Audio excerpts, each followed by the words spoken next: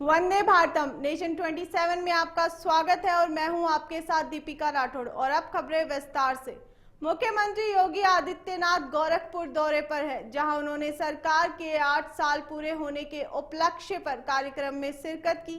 साथ ही 3 दिवसीय विकास उत्सव का शुभारंभ किया। इस अवसर पर उन्होंने जनसभा को संबोधित किया।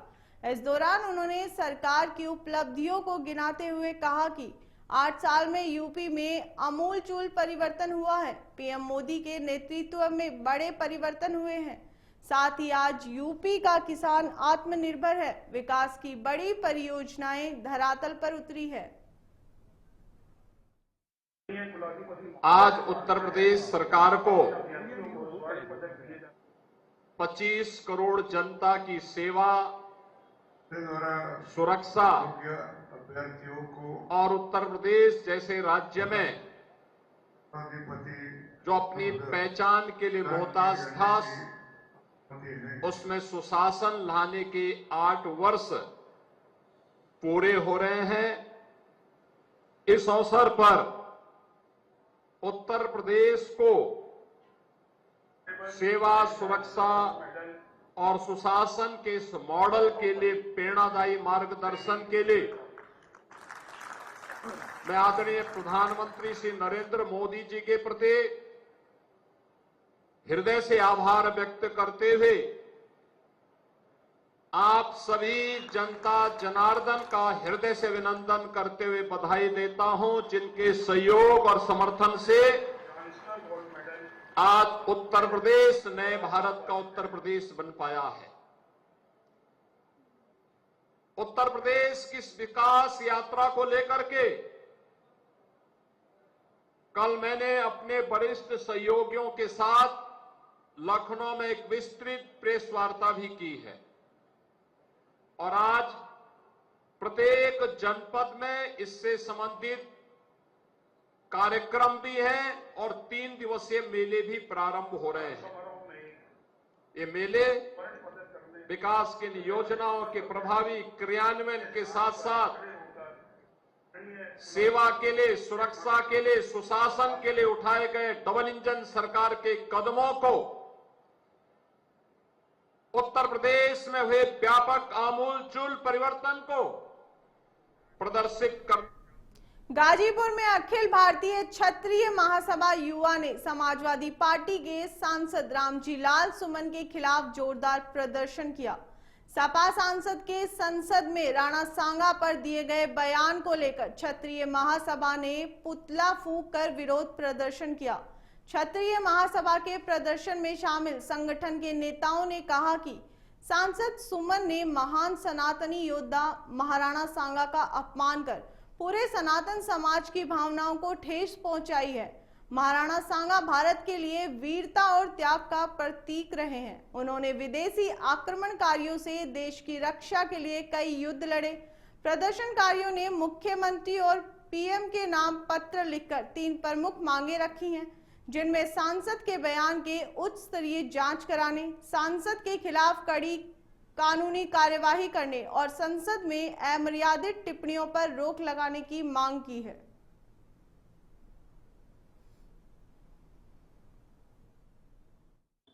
रामजी लाल सुमन, इनका तो सबसे पहले रामजी लाल तो नाम होना नहीं चाहिए, राम जी के लायक है नहीं, वो नाम के ठीक विपरीत थे। तलवार चाट कर नेता बनने वाला उस लायक ने जो हिंदुस्तान के वीरों की सम्मान नहीं कर सका। उसने पिछले दिनों सनातनी योद्धा महाराणा सांगा को गद्दार और राजपूत जाति को गद्दार करने का काम किया।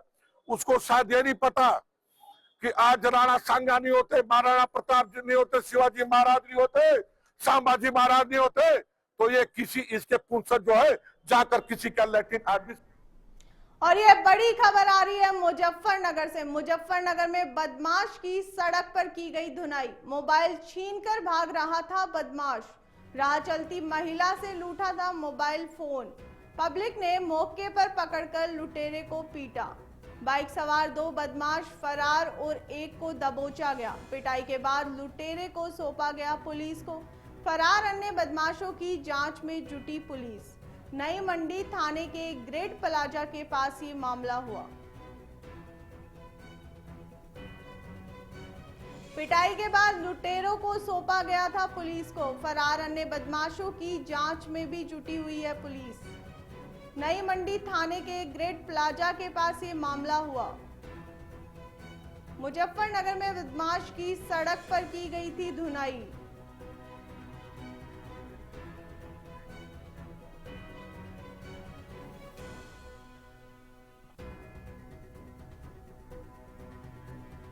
और यह बड़ी खबर है अमेठी से। यूपी सरकार के कैबिनेट मंत्री संजय निषाद ने की अमेठी में पदयात्रा। निषाद पार्टी द्वारा निकाली गई बाइक रैली और पदयात्रा। भारी भीड़ में दिखी एम्बुलेंस तो मंत्री ने खुद आकर निकलवाई एम्बुलेंस। मंत्री संजय निषाद पदयात्रा के बाद पहुंचे सेमरा गांव। जन चौपाल के माध्यम से लोगों की सुनेंगे समस्या।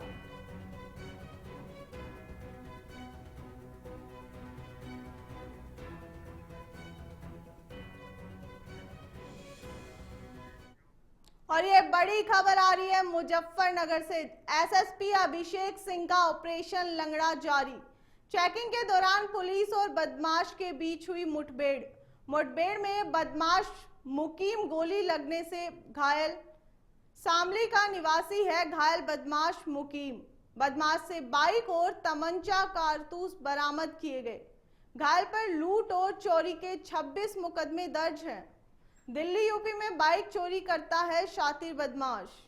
बुढ़ाना कोतवाली के मंदवाड़ा मार्ग पर हुई मुठभेड़।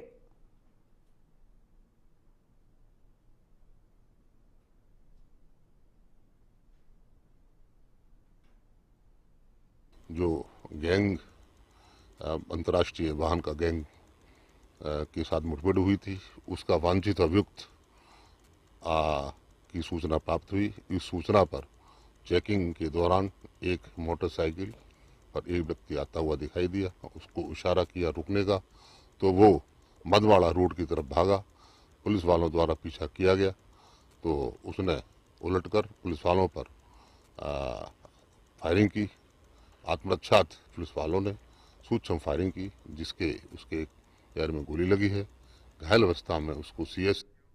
खबर अलीगढ़ के थाना इलाके से है, जहां खेड़ क्षेत्र के रघुनाथपुर गांव में एक परिवार के घर पर छुपे एक अपराधी को पकड़ने के लिए तबिश देने गई कोतवाली खेर पुलिस। आरोपी के परिवार ने लोगों ने मारपीट कर अभद्रता की। आरोपी के परिजनों की पिटाई से कई पुलिसकर्मी घायल हो गए, जिनको सामुदायिक स्वास्थ्य केंद्र खेर में भर्ती कराया गया है। पुलिस ने मौके से एक महिला समेत एक लड़की को हिरासत में लिया है। सीओ खेर वरुण कुमार सिंह ने घटनाक्रम की पुष्टि की है।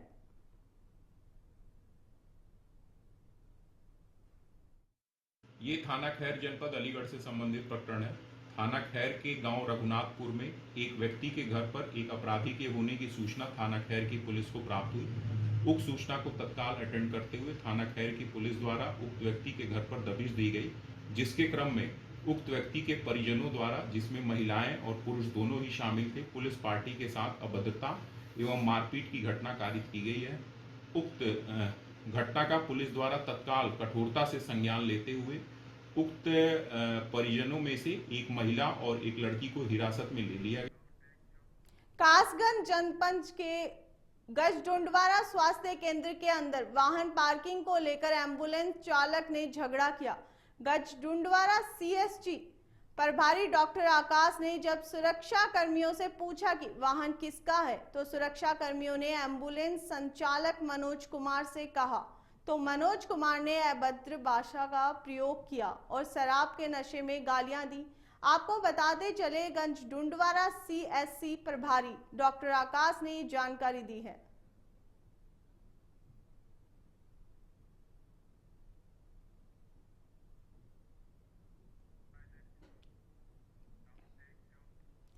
खबर हापुड़ से है, जहां दो बाइक पक्षों में जमकर लाठियां चली। लोगों ने एक दूसरे को लाठी डंडों से भगा कर मारा, तो पक्षों के बीच की मारपीट का वीडियो सोशल मीडिया पर जमकर वायरल हो रहा है। वीडियो पिलखुआ कोतवाली क्षेत्र के कमालपुर का बताया जा रहा है। हालांकि नेशन 27 इसकी पुष्टि नहीं करता है।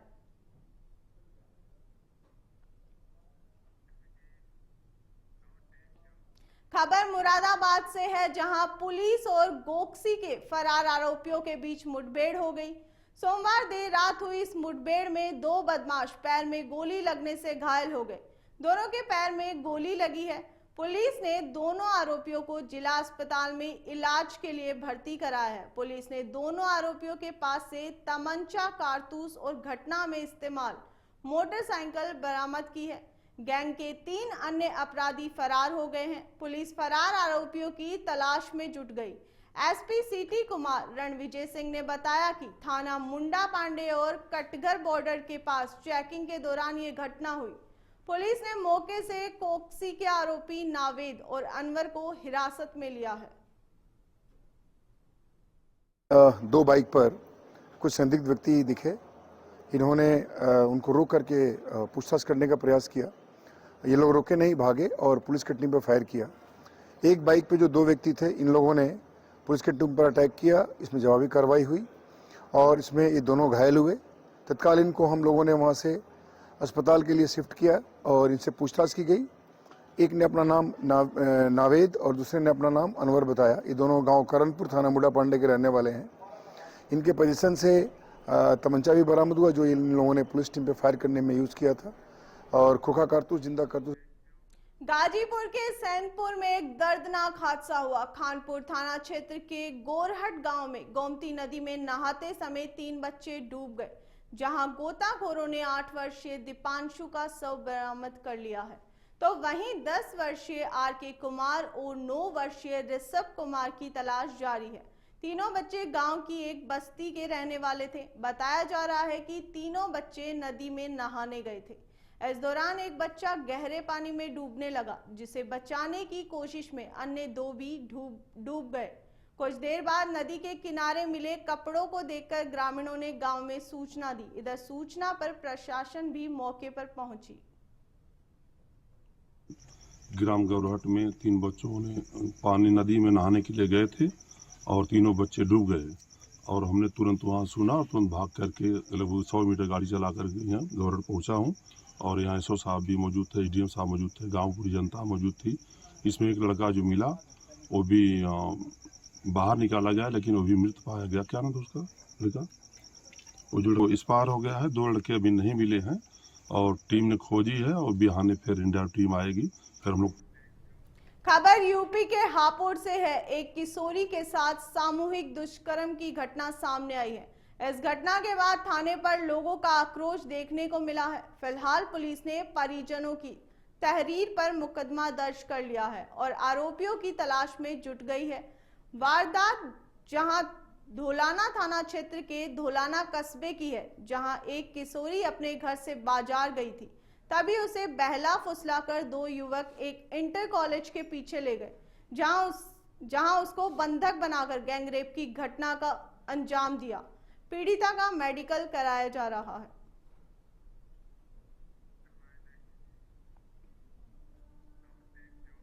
सीतापुर में मजदूरी करने फैक्ट्री जा रहे 2 मजदूरों को तेज रफ्तार डंपर ने रौंद दिया।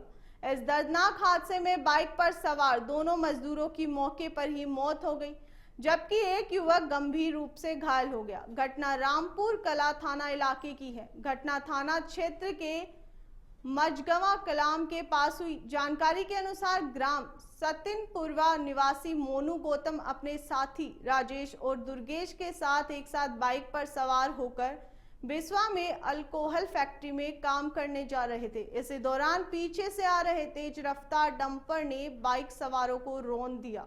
इस दर्दनाक हादसे में बाइक सवार तीनों गंभीर रूप से घायल हो गए। सूचना पाकर मौके पर पहुंची पुलिस ने घायलों को सीएचसी में भर्ती कराया।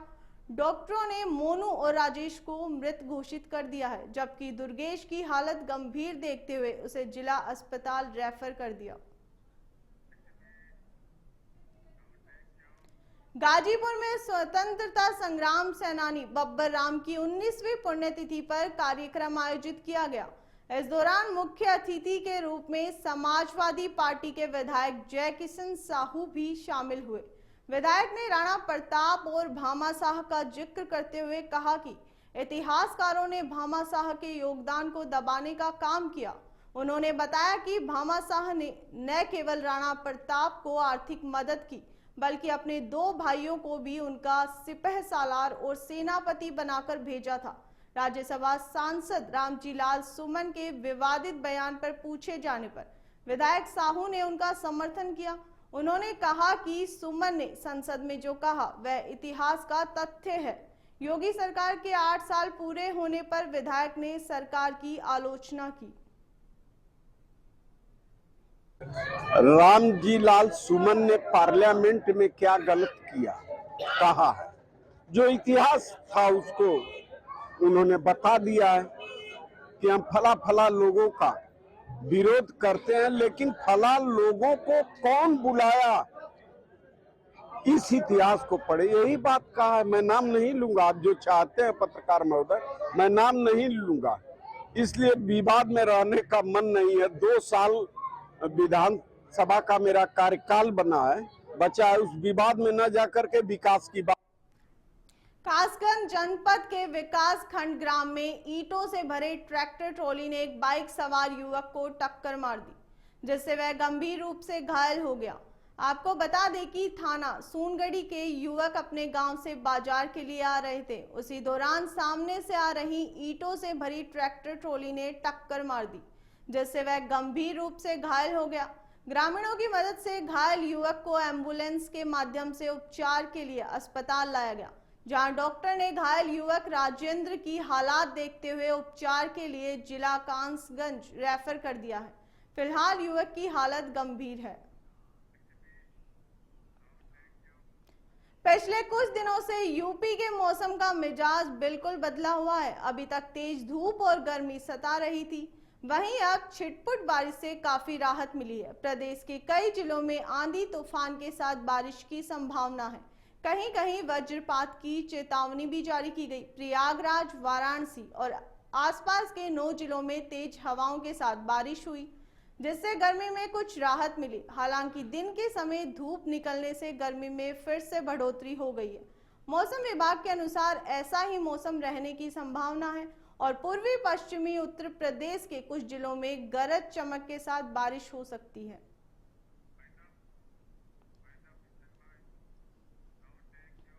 फिलहाल बुलेटिन में इतना ही। देश दुनिया की तमाम खबरों के लिए बने रहिए नेशन 27 के साथ। वंदे भारत।